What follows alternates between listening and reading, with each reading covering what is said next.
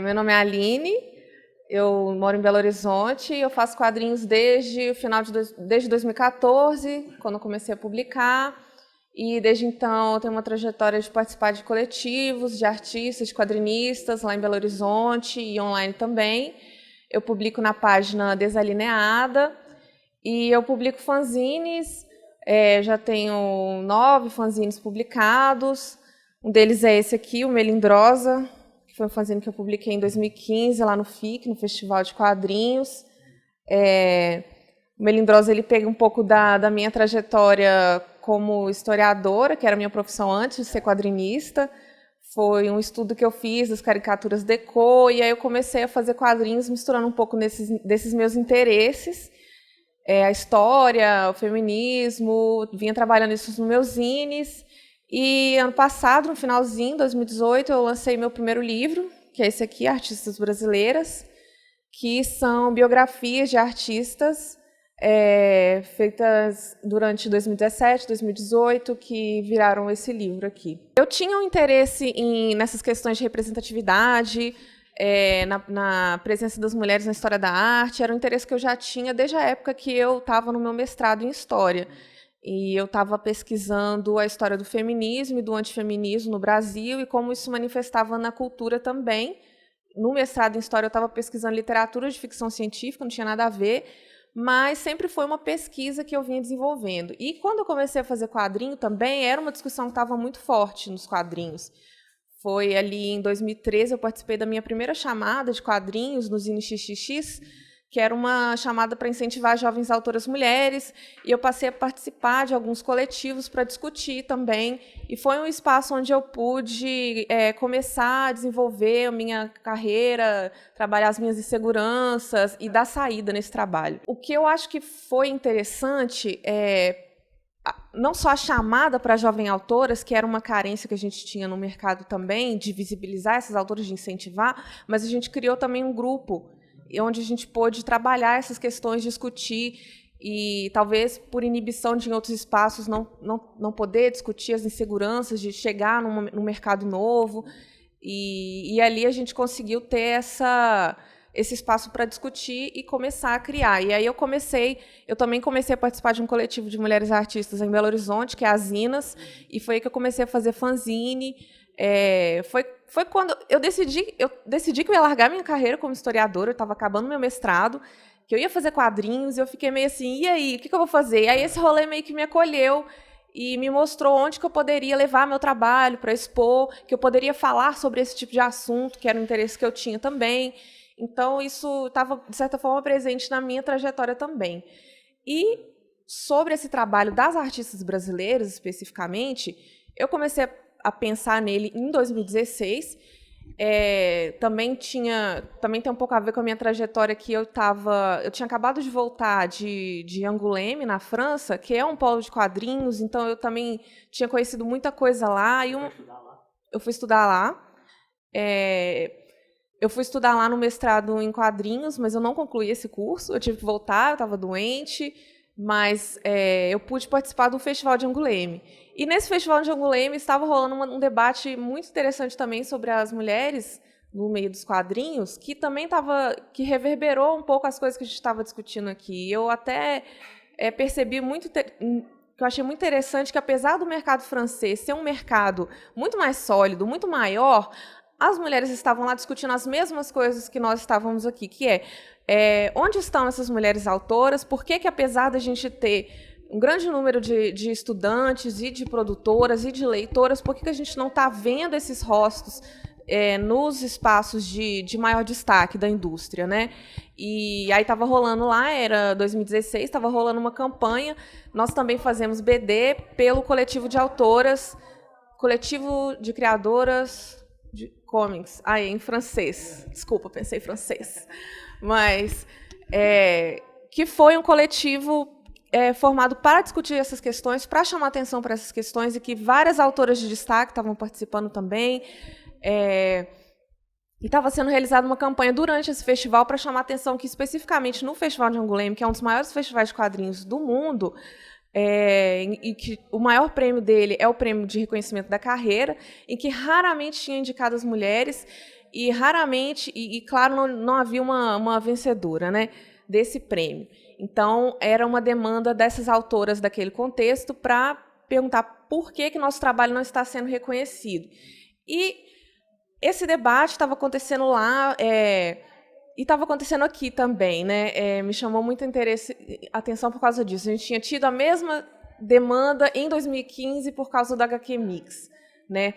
E é uma conversa que eu estava participando ali. E aí, aqui como lá, muitas vezes a discussão cai em torno do é porque não existem autoras o suficiente. Porque, vamos dizer, chegar um momento em que existirem autoras suficientes, naturalmente esse destaque vai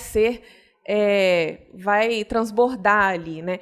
E aí o que a gente estava tentando demonstrar, o que elas tentaram demonstrar aqui, o que as autoras jovens também tentavam demonstrar aqui, é que, na verdade, existimos sim, mas a gente ainda tem um contexto cultural que desfavorece o reconhecimento desse trabalho, que põe outras barreiras, e que, se a gente não discutir sobre essas barreiras, ele nunca vai ser superado. Na verdade, não vai se sanar por si só. Um simples processo evolutivo. A gente tem que enfrentar isso e conversar sobre isso.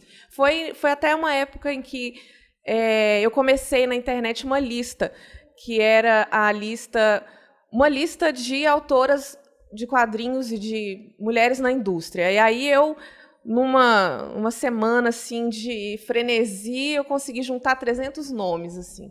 E aí depois a gente fez um Google Docs e aumentou para mais de 400, assim, que as pessoas foram colaborando. Enfim, é uma questão antiga que, na crítica feminista, também já se discute.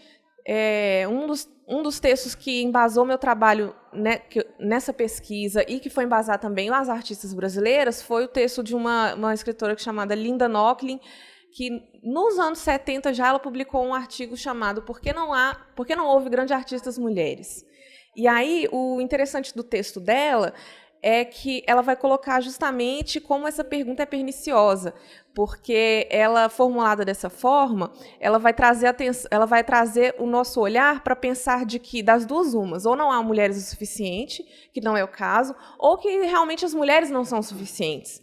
E aí, o que a Linda Nochlin faz é tentar reformular essa pergunta e entender por que o sistema de arte é organizado de uma forma a excluir essas pessoas e a formular conceitos de grandiosidade que excluem as pessoas também. Que, no fundo, é uma ideia que se baseia no gênio artista, né? Que está isolado de toda a sociedade e que, por uma inspiração meramente individual, alcançou a grandiosidade. E que isso é uma coisa altamente questionável. Isso não diz respeito ao fazer da arte dentro da sociedade. E que é esse fazer que a gente deve discutir para que a arte seja cada vez apreciada e criada de uma forma mais plural, mais interessante. Bom, estou dando essas voltas, mas, enfim, é a pesquisa que eu estava fazendo, ao mesmo tempo que eu estava conversando com essas outras pessoas, né, na cena. Assim, é um debate que está acontecendo. E então, em 2016, eu tinha acabado de voltar de Angoulême, eu estava bem pensando nessas questões, nessa movimentação que teve lá, que teve aqui, e eu decidi. Eu já vinha publicando ele quadrinhos desde 2014, online, tirinhas principalmente, fanzines, e eu pensei assim, eu quero amadurecer meu trabalho, eu quero fazer um trabalho maior. Mas, ao mesmo tempo, eu também não me sentia segura para fazer uma obra grande, uma novela gráfica, digamos. Então, eu decidi fazer uma coisa seriada, que era dentro da minha zona de conforto, que era a pesquisa e os estudos de gênero. E também por uma questão pessoal de buscar um pouco de inspiração. Também estava um pouco perdida. Igual eu falei, eu tinha voltado doente de Angoulême, sem concluir meu curso, me sentindo um fracasso completo. Eu precisava fazer alguma coisa para me tirar daquele lugar. E eu fui buscar inspiração nessas mulheres. Então, eu decidi começar a fazer umas mini-biografias de artistas brasileiras. Eu defini arbitrariamente ali um escopo para essa pesquisa, que foi artistas nascidas até os anos 30, porque também é um momento que haveria menos materiais disponíveis, então eu ficaria menos perdida, e me permitiria também a perguntar de onde que veio esse contexto. E aí eu comecei a pesquisar, e eu fui fazendo aos poucos essas biografias, até vai e vem, época de mais, menos produção, até o convite de fazer um livro mesmo, que foi no ano seguinte, foi em 2017, e aí eu decidi encerrar elas em 30 artistas brasileiros. E aí a minha ideia era ser esse ponto de partida para uma pesquisa mesmo. Então, justamente porque eu estava querendo discutir todas essas questões da presença das mulheres na arte, da contribuição e do mundo artístico de modo geral, eu não escolhi as melhores artistas, as mais importantes. Eu não me vejo nesse lugar de definir essas artistas. Eu escolhi artistas que dessem uma ideia de diversidade, de um panorama diverso. Então, eu fiz questão de buscar artistas de todas as regiões do país, de várias filiações artísticas, para poder falar de assuntos diferentes também, e buscando também entender qual foi o processo dessas artistas de se tornarem artistas, de se formar, de produzir, de dialogar com a sua época.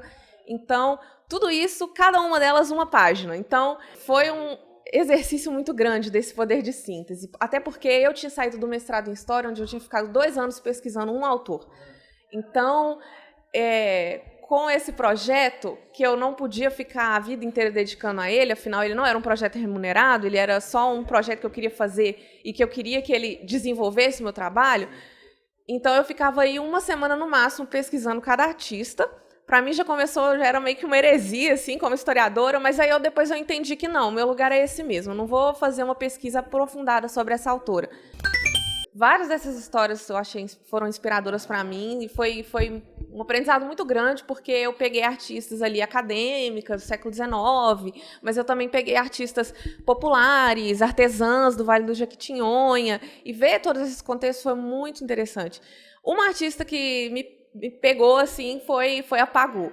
A Pagu já é uma pessoa conhecida, na verdade, mas ela é conhecida como escritora, como jornalista e como militante comunista. Mas poucas pessoas sabem que ela foi uma das primeiras. Eu também não quero falar foi uma das primeiras, porque já é uma outra questão discutível, mas que se tem registro de ter feito tirinhas políticas.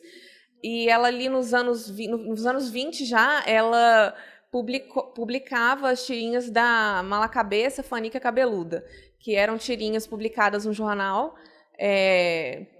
político, e elas faziam uma sátira política das elites da época, dos costumes também, de um jeito bem debochado, que era da Pagu, assim, bem aquela coisa modernista também do não ter apego à questão do desenho, né? Um desenho muito rascunhado, assim. E eu achei muito interessante, eu achei muito inusitado também. Mais inusitado do que parece quando a gente fala, porque se você pensar naquela época, o que se tinha de tirinha, nos anos 30 ali, era super-herói, né? Que era também, dentro daquele contexto, um produto cultural dos Estados Unidos, considerado pelos militantes da esquerda como um produto cultural imperialista. E ela trouxe justamente esse formato para fazer a crítica comunista e a crítica dos costumes também. Então, eu achei muito interessante isso. Eu acho que, apesar de ter sido uma produção pequena, é uma produção muito relevante, assim, se for pensar do ponto de vista histórico.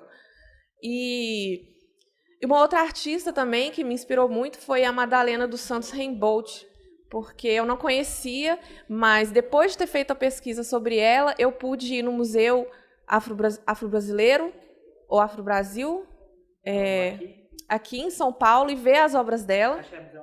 Museu Afro-Brasil, eu pude ver as obras dela, que são bordadas. Então, uma coisa foi eu fazer essa pesquisa na internet, outra coisa foi eu chegar aqui e ver um quadro bordado. Isso me impactou muito. A obra dela me tocou muito, assim. E eu também fiz questão de colocar, entre as que eu pesquisei, a anônima, né? Entre aspas. Que foi o jeito que eu encontrei de colocar justamente quais são os limites dessa minha pesquisa. Porque, justamente pelo mundo da arte, como a sociedade de modo geral, ser configurada por fatores econômicos, políticos e culturais, a gente nem sempre vai ter acesso a tudo que existiu. Então, é difícil a gente falar o que é mais importante ou não. E mas que muitas mulheres que não foram reconhecidas ou que quiseram manter o anonimato também participaram de cenas culturais, impactaram o contexto delas. E aí eu queria deixar registrado isso, que não é porque eu estou aqui trazendo algumas artistas, porque ainda é importante o esforço de reconhecer o trabalho delas, porque ainda falta material nesse sentido, por mais que seja um debate que a gente está vivendo e que está tendo muitas publicações nesse sentido. Mas, ao mesmo tempo, o nosso contexto não é favorável. Esse não é um discurso que está nos espaços de poder, esse não é um discurso que está chegando à população como um todo. A gente está apenas começando, eu acho. Então, eu ainda acho que tem carência de materiais em que a gente vai simplesmente valorizar e trazer uma visão para obras pouco conhecidas. Mas, ao mesmo tempo, como a Linda Nochlin fala, começou esse debate, é importante a gente também questionar por que essas pessoas estão fora do circuito, qual é o nosso modo de organizar a sociedade que faz a arte. Então, não bastava para mim só trazer algumas autoras, mas também discutir essas questões. Queria que ficasse claro isso no livro. Sim, eu gosto de falar também do material, porque, como eu falei, eu comecei essa pesquisa fazendo aos poucos. Eu já pensava que poderia virar um livro, mas foi só um ano depois que a gente fechou quais seriam as artistas e que o João, que é um quadrinista lá de BH também, estava trabalhando junto com a editora Miguelin, me convidou para fazer esse livro junto com a editora. E aí a editora pôde chamar o Estúdio Guaiabo e um outro João, que tem muitos Joãos nos quadrinhos. Esse é o João Belo, que é um designer, também faz quadrinho lá de Belo Horizonte, no Estúdio Guaiabo, para fazer o projeto gráfico do livro, que eu achei que também foi uma experiência muito legal acompanhar esse trabalho, porque o livro ele realmente deu uma agregada assim, no livro. Ele respeitou a linguagem, porque são quadrinhos muito diversos, porque cada autora é uma página, e cada página dialoga esteticamente com a obra dessa própria autora. Então, de certa forma, existe uma diversidade muito grande, visual, assim. Então, foi um pouco um desafio para eles, para fazer um projeto coeso nisso. E aí eles aproveitaram bem as cores, a paleta de cores, a fonte, que é a minha letra, uma tipografia que a gente fez na minha letra, fragmentos do meu desenho, para fazer esse livro que tem um apelo do manual, um apelo do sensorial também, para a pessoa realmente aproximar, assim, que também teve contracapa escrita pela Roberta de Barros, que é uma artista e pesquisadora, e um dos livros dela, que é o Elogio ao Toque, ou sobre como falar sobre arte feminista brasileira. Ela faz uma história da arte e como ela se aproximou do feminismo. Então, guiou meu trabalho também, a minha pesquisa, e a gente convidou ela para fazer essa contracapa. E essa guarda também, que foi a contribuição do Estúdio Guaiabo. Então, eu fiquei muito feliz do livro ter virado esse objeto que tanta gente pôs tanto carinho nele, assim. Vocês podem me achar no meu site, que é o desalineada.tumblr.com, ou no Instagram, também desalineada, _, Facebook, desalineada, e Twitter menos, estou tentando usar, mas lá no site tem tudo. E o livro dá para comprar na loja da editora Miguelin ou na minha loja, no meu site também.